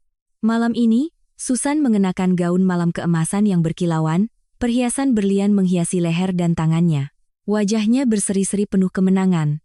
Kabar dari sekretaris Alpha Capital sore tadi seperti obat penyelamat nyawanya. 50 miliar akan segera cair, PT Mentari Jaya akan selamat dari kebangkrutan.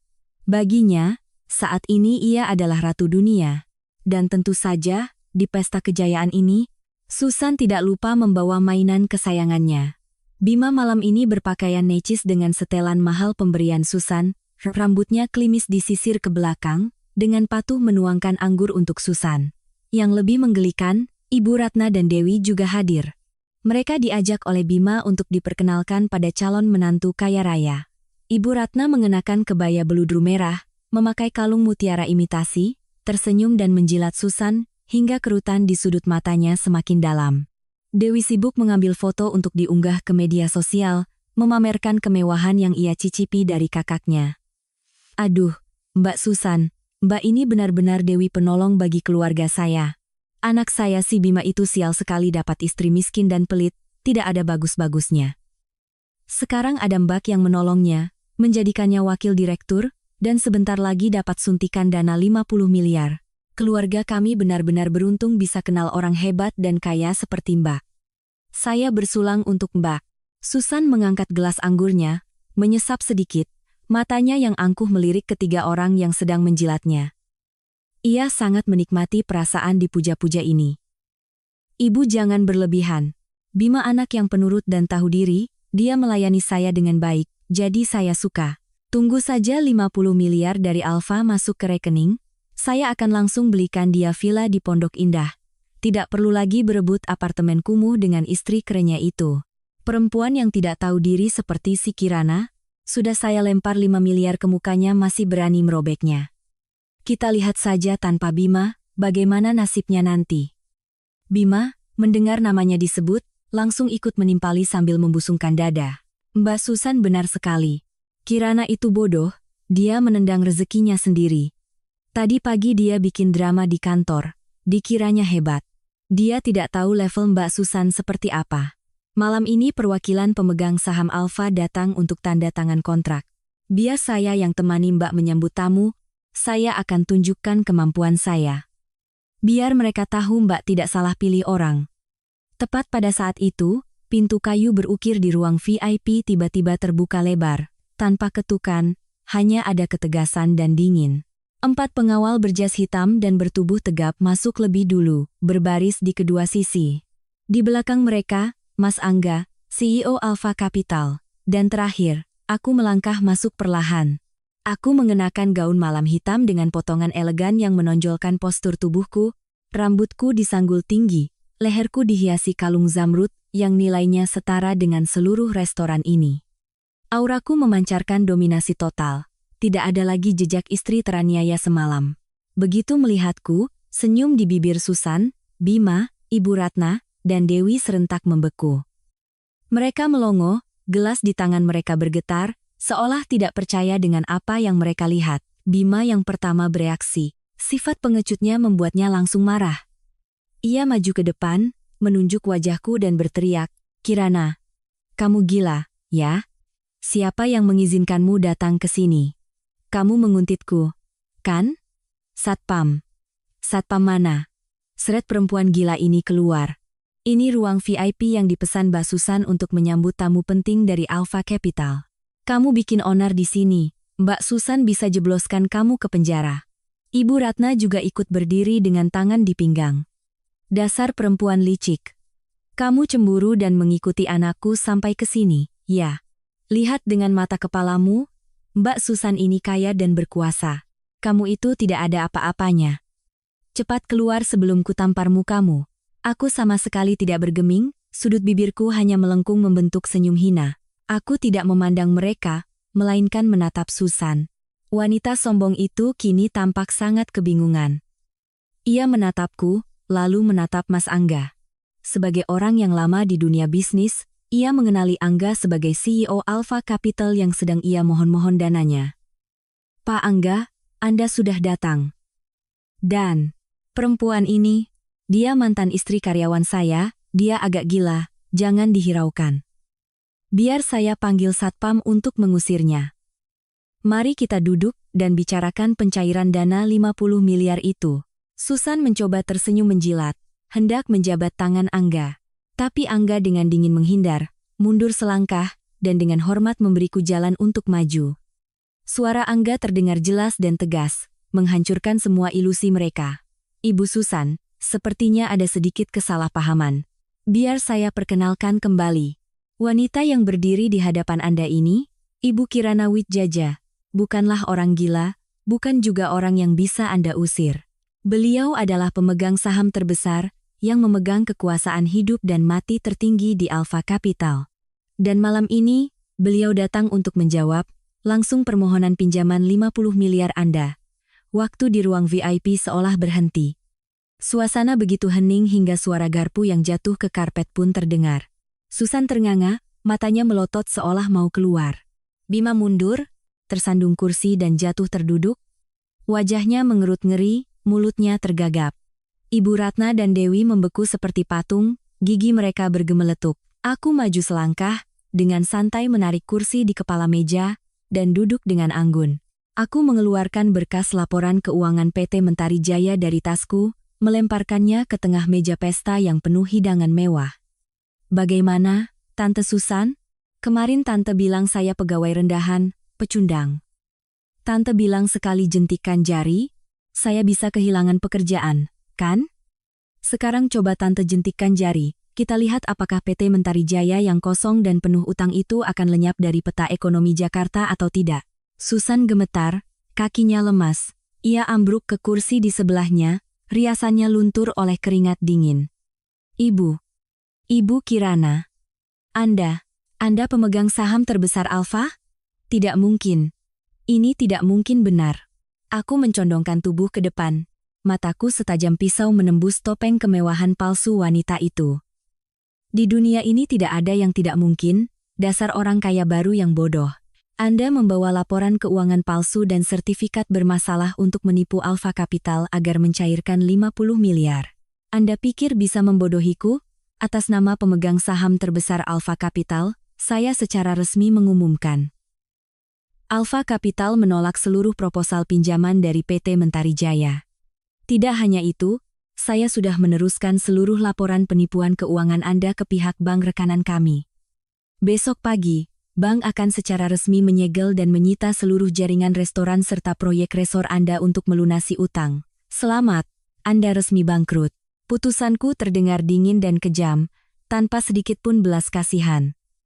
Mendengarnya, mata Susan memutih. Ia menjerit melengking, lalu tersungkur di atas meja.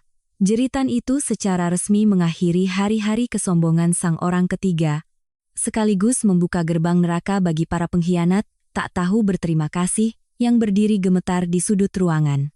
Ruang VIP restoran bintang 5 itu kini tak ubahnya medan perang bagi jiwa-jiwa yang baru saja direnggut. Susan tersungkur di meja, bahunya bergetar hebat, tangisannya yang pilu bercampur dengan rintihan putus asa, menghancurkan total atmosfer kemewahan palsu. Kerajaan bisnis yang ia bangun selama puluhan tahun dengan trik gali lubang tutup lubang telah resmi kuhancurkan hanya dengan satu kalimat, bangkrut. Dua kata itu, bagi orang yang gila gengsi seperti dia, lebih menakutkan dari kematian. Bima masih terduduk di lantai, matanya kosong menatapku, seolah melihat monster dari neraka. Dalam otaknya yang sempit dan pengecut, mungkin sampai kehidupan berikutnya ia tidak akan pernah mengerti mengapa istrinya yang dulu berpenampilan kucel, yang setiap hari pasrah menerima hinaan ibunya, yang banting tulang membayar utangnya, bisa berubah menjadi seorang pimpinan perusahaan yang berkuasa, yang mampu menghancurkan wanita kaya yang ia puja.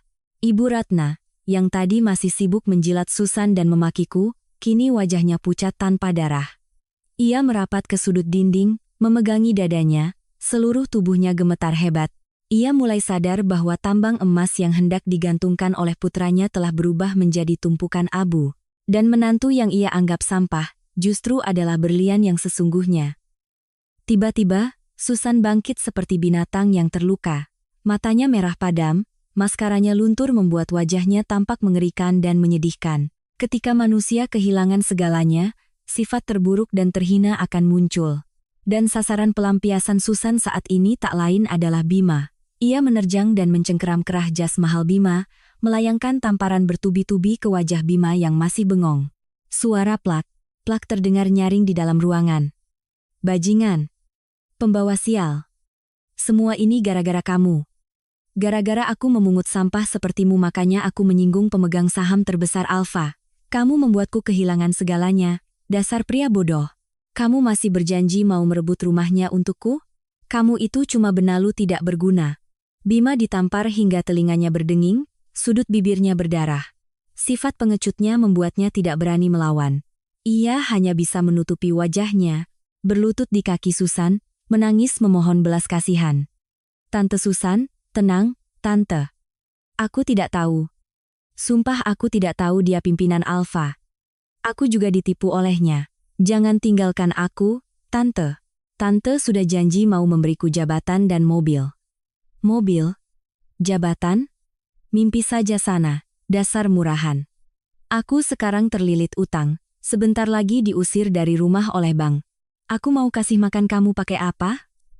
Lepas jas yang kubelikan itu. Kembalikan kunci mobil Porsche-ku. Pergi dari hadapanku sekarang juga.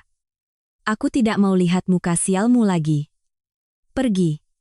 Susan meraung, merobek jas dari tubuh Bima, merebut kunci mobil mahal dari pinggangnya. Bima terdorong jatuh, hina dan memalukan, tak ubahnya anjing liar yang ditendang keluar oleh tuannya. Ibu Ratna, melihat putranya dipukuli dan dihina, naluri keibuannya muncul. Tapi ia tidak berani melawan Susan. Ia mengubah arah. Merangkak dengan lutut ke arahku. Wajahnya mengerut. Menangis palsu. Mengulangi lagu lama tentang keluarga yang sudah membuatku muak. Kirana, menantuku sayang, ibu salah, ibu buta, karena mendengarkan si Bima dan membencimu. Kamu orang besar, kamu pasti pemaaf, maafkan ibu ya. Bagaimanapun juga, kamu dan Bima itu suami istri. Bima itu dibujuk sama perempuan tua itu, dia kena pelet makanya jadi begitu. Sekarang kamu sudah menghancurkan perusahaan perempuan itu, kamu sudah membalaskan dendam untuk suamimu. Pulanglah, nak, kita perbaiki semuanya. Ibu janji akan melayanimu, tidak akan membantah lagi. Selamatkan keluarga kita, Kirana. Aku duduk menyilangkan kaki di kursi utama, dengan dingin menatap wanita munafik yang berlutut di kakiku. Aku menggerakkan ujung sepatuku yang runcing, menyingkirkan tangannya yang hendak meraih ujung gaunku. Sebuah tindakan yang tegas dan penuh penghinaan. Berhenti bersandiwara, Bu, air mata ibu itu kotor. Nanti mengotori karpet restoran ini. Suami istri? Di mana rasa kekeluargaan itu saat ibu membuang nasiku untuk anjing? Di mana rasa itu saat ibu menerima uang dari Susan untuk membiarkan anak ibu selingkuh dan berencana merebut rumahku? Kalian bukan dibujuk. Kalian memang dasarnya serakah, malas, dan ingin hidup enak tanpa usaha. Bima, kini sadar bahwa satu-satunya pelampung yang tersisa adalah aku. Ia mengabaikan Susan yang masih meraung-raung dan merangkak ke arahku, menatapku dengan mata basah. Kirana. Istriku, aku salah. Aku benar-benar menyesal. Kamu sehebat ini, sekaya ini, kenapa tidak pernah bilang? Kalau aku tahu, aku tidak akan pernah melakukan ini. Aku mohon, demi pernikahan kita, selama 3 tahun, maafkan aku. Aku akan bekerja, aku akan cuci piring, menyapu. Aku akan jadi kuda untukmu seumur hidup. Jangan usir aku. Aku tidak punya tempat lain untuk pergi. Aku mendengar pembelaan dirinya dan tertawa. Tawa yang getir menggema di ruangan itu. Kau menyalahkanku karena tidak memberitahumu aku kaya? Bima, andai aku memberitahumu, apakah kau tidak akan selingkuh, tidak akan menghinaku? Tidak. Kau hanya akan menempel padaku seperti lintah, mengisap setiap sen uangku untuk kau buang ke perjudianmu. Kau menyesal bukan karena sadar kau salah. Kau menyesal karena kau menemukan bahwa mangsa yang hendak kau buang ternyata adalah tambang berlian terbesar. Aku berdiri, menyenggol gelas anggur di meja hingga jatuh dan pecah. Serpihan kaca membuat Bima dan Ibu Ratna terlonjak mundur. Aku menatap mereka dari atas. Mataku setajam pedang yang mengakhiri semua ilusi mereka. Keluarga ini sudah mati di malam ibu membuang nasiku untuk anjing. Dengar baik-baik, ultimatum 24 jamku masih berlaku. Besok pagi jika kalian belum berkemas dan enyah dari apartemenku, tim keamananku yang akan membersihkan kalian. Jangan harap ada belas kasihan dari Kirana Wijaya. Di antara kita, yang tersisa hanyalah surat cerai dan rasa jijik abadi. Selesai berkata, aku memberi isyarat pada Mas Angga dan para pengawal. Kami dengan tegas berbalik dan melangkah keluar, tanpa sekalipun menoleh ke belakang. Meninggalkan di belakang kami suara tangis Ibu Ratna, jeritan gila Susan, dan sosok gemetar penuh hina dari pria bernama. Mereka telah memilih jalan neraka mereka sendiri, dan aku hanyalah orang yang membukakan gerbangnya lebar-lebar untuk mengantar mereka masuk. Tepat pukul 7 pagi keesokan harinya, aku keluar dari lift di lantai 15 apartemen mewahku. Udara pagi yang biasanya tenang kini terasa penuh aura membunuh. Tepat di belakangku, ada tim keamanan profesional berjumlah 6 orang berseragam hitam, berbadan tegap, dan berwajah serius. Bersama mereka, 2 petugas kebersihan wanita membawa puluhan gulungan kantong plastik sampah hitam besar. Ultimatum 24 jam telah berakhir. Aku bukan orang yang suka bicara kosong. Ketika aku sudah menetapkan batas waktu, tidak ada toleransi sedetik pun. Aku memasukkan kunci, kartu, dan sidik jari. Pintu terbuka. Pemandangan di dalam persis seperti dugaanku. Mereka tidak berkemas sama sekali. Ibu Ratna terbaring di sofa, wajahnya kuyu. Dewi meringkuk di sudut meja makan, memeluk anjingnya. Bima duduk termenung di balkon, dikelilingi kaleng bir kosong dan abu rokok. Mereka seperti hantu yang mencoba bertahan di rumah yang bukan lagi milik mereka. Mereka pikir aku hanya menggertak. Mendengar suara pintu, mereka semua terlonjak. Melihatku datang bersama tim keamanan, kepasrahan mereka seketika lenyap. Ibu Ratna panik, Bima terhuyung berdiri, dan Dewi menjerit. "Kirana, kamu bawa siapa ini? Pagi-pagi mau jadi preman kamu, ya?" teriak Ibu Ratna. Aku tidak memandangnya. Aku bersedekap dan memberi isyarat pada kepala tim keamanan. Suaraku terdengar dingin dan tegas. Mulai bekerja. Masuk ke semua kamar, kumpulkan semua pakaian, sepatu, kosmetik, dan barang pribadi 3 orang ini. Masukkan semua ke kantong sampah. Barang-barang asli rumah ini, jangan disentuh. Selesai berkemas, bawa semua ke lobi bawah, buang di pinggir jalan, cepat dan tegas. Tim keamanan segera menyebar. Ibu Ratna menjerit histeris saat melihat pakaian-pakaiannya dimasukkan ke kantong sampah, tapi seorang penjaga dengan mudah menahannya. "Perampok! Kamu berani membuang barang-barangku?" "Bima! Kamu diam saja, istrimu berbuat begini?" "Panggil polisi." Bima baru tersadar, menerjang ke arahku. Matanya merah karena mabuk dan amarah. Tapi sebelum ia menyentuhku, kepala keamanan sudah memelintir tangannya ke belakang dan menekan wajahnya ke meja kaca. Bima berteriak kesakitan. "Kirana, kamu gila, kamu pakai kekerasan di rumah ini. Kita belum cerai, KTP-ku masih di sini. Ini pelanggaran hukum. Aku akan menuntutmu." Aku berjalan santai, mencondongkan tubuh ke wajahnya yang tertekan. "Menuntut? Atas dasar apa?" "Sertifikat ini atas namaku sendiri. Sebelum menikah aku sudah membuat perjanjian pranikah. Alamat KTP-mu hanya status domisili sementara, yang sudah kuminta manajemen gedung untuk dicabut semalam. Kau pikir hukum akan membela seorang benalu, penjudi, pezina yang ingin merampas harta? Surat cerai sudah kutandatangani di atas meja sana. Kalau kau pintar, tanda tangani dan pergi. Kalau tidak, bukan hanya sampah-sampahmu yang dilempar ke jalan, tapi kau sendiri yang akan digotong keluar." Dari dalam kamar, terdengar tangisan Dewi saat tas-tas dan kosmetik mahalnya dimasukkan ke kantong sampah seperti rongsokan. Dalam 20 menit, semua barang mereka sudah berada di dalam 6 kantong sampah hitam raksasa. Tim keamanan menyeretnya keluar.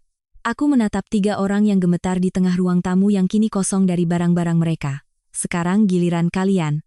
Mau jalan sendiri, atau mau digotong oleh tim saya?" Ibu Ratna tahu ini bukan lagi gertakan. Ia gemetar, menarik tangan Dewi, dan berjalan gontai. "Rumah ini ada setannya. Tuhan tidak tidur, kamu berbuat kejam pada keluarga suami, kamu akan kena karmanya. Aku akan lihat berapa lama perempuan licik sepertimu bisa hidup bahagia." Aku tertawa lepas. "Karma? Tenang saja, Bu. Hidupku akan jauh lebih baik tanpa parasit seperti kalian. Karma itu untuk orang yang tidak tahu berterima kasih, untuk orang yang membuang nasi orang lain untuk anjing. Simpan saja sumpah serapah itu untuk dirimu sendiri." Ibu Ratna dan Dewi keluar dengan lesu. Bima melepaskan diri dari penjaga.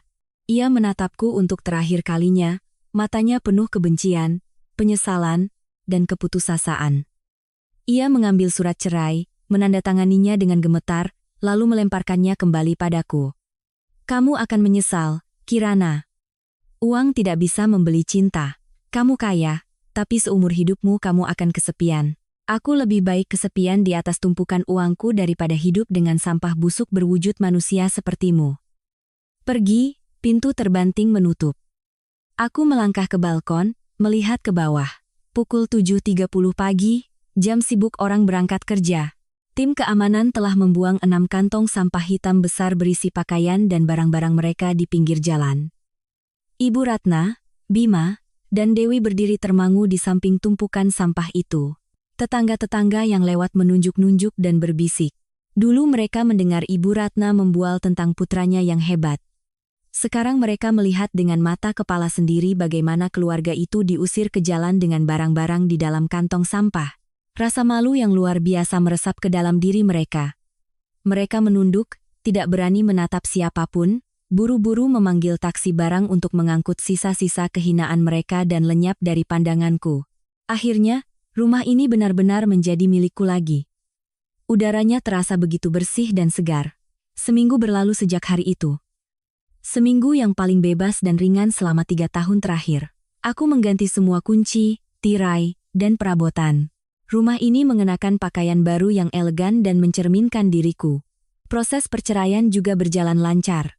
Semua tampak akan berakhir bahagia, hingga suatu Sabtu malam, Jakarta kembali diguyur hujan deras. Petir menyambar-nyambar. Saat aku sedang menikmati segelas anggur dan musik jazz, telepon dari lobi berdering. "Selamat malam, Bu Kirana." Di bawah ada seorang pria mengaku bernama Pak Bima, suami ibu. Dia kehujanan di luar gerbang, memaksa ingin bertemu. Satpam tidak izinkan masuk, tapi dia terus berlutut dan menangis di sana. "Apa perlu kami panggil polisi, Bu?" Aku mengerutkan kening. Untuk apa lagi dia ke sini? Aku memutuskan untuk turun. Aku ingin mengakhiri ini selamanya. Biarkan saja, saya akan turun. Aku mengenakan kardigan dan membawa payung. Saat aku keluar lobi, udara dingin menerpa. Di luar gerbang, di tengah hujan deras, aku melihat pemandangan yang menyedihkan. Bima berlutut di lantai yang basah, pakaiannya kumal dan berlumpur, rambutnya lepek. Wajahnya basah oleh hujan dan air mata. Ia tampak seperti anjing liar yang ditelantarkan. Melihatku, matanya berbinar. Ia hendak menerjang, tapi tatapanku yang tajam menahannya. "Kirana, akhirnya kamu mau menemuiku? Aku tahu kamu masih sayang padaku." "Kirana, aku menderita, aku tidak sanggup lagi. Tolong aku." Suaranya serak. Aku berdiri tegak, memayungi diriku. "Sayang padamu, kau terlalu percaya diri, Bima." Aku turun hanya untuk melihat seberapa menyedihkan tampang orang yang dulu menghinaku. "Kenapa, Tante Susanmu tidak memeliharamu lagi? Di mana villa dan Mercedesmu?" Mendengar nama Susan, wajahnya berubah penuh benci. Ia memukul-mukul lantai. "Jangan sebut nama perempuan gila itu lagi. Dia bangkrut. Bank menyita hartanya, rentenir menagihnya, dan dia melampiaskan semuanya padaku. Dia menyewa preman untuk memukuliku, lalu mengambil semua uangku dan membuangku ke tempat sampah. Ibuku dan Dewi harus pulang kampung, tinggal di kontrakan, tidak berani keluar rumah karena malu. Kirana, aku kehilangan segalanya, aku tidak punya apa-apa lagi." Ia menatapku memohon. "Aku salah, Kirana. Aku buta oleh kemewahan dan tidak sadar kamulah wanita terbaik. 3 tahun ini kau berkorban untukku. Aku memang bajingan. Aku mohon, beri aku satu kesempatan terakhir. Izinkan aku pulang. Aku janji akan berubah.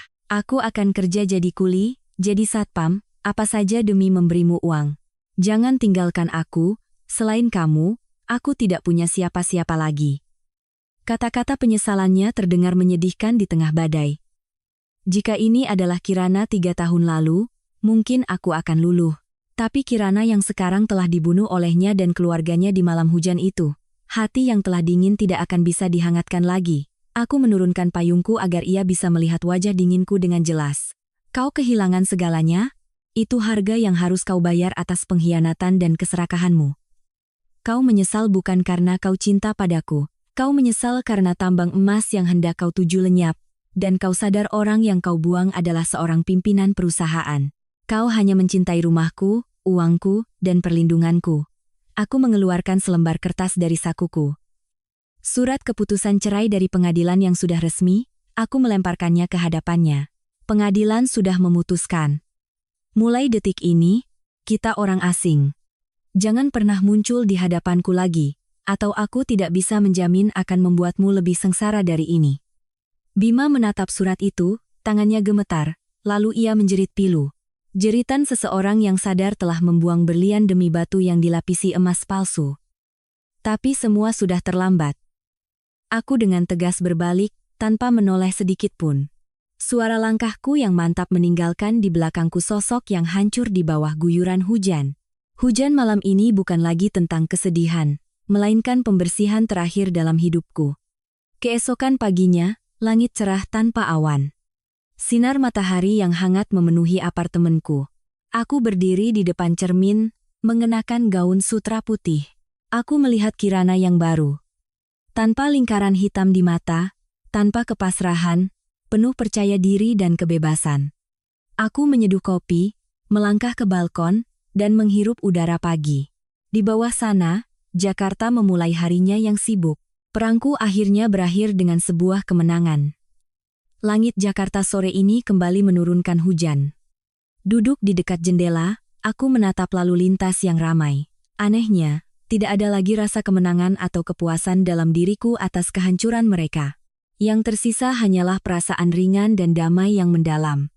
Orang bilang balas dendam termanis adalah melihat musuh menderita. Tapi setelah melewati badai, aku sadar, tingkatan tertinggi dari balas dendam adalah melepaskan. Aku melepaskan bukan karena aku memaafkan mereka. Aku melepaskan untuk membebaskan diriku sendiri, untuk membersihkan sisa-sisa hubungan yang busuk, dan memberikan lahan yang bersih bagi jiwaku untuk menumbuhkan kedamaian yang baru.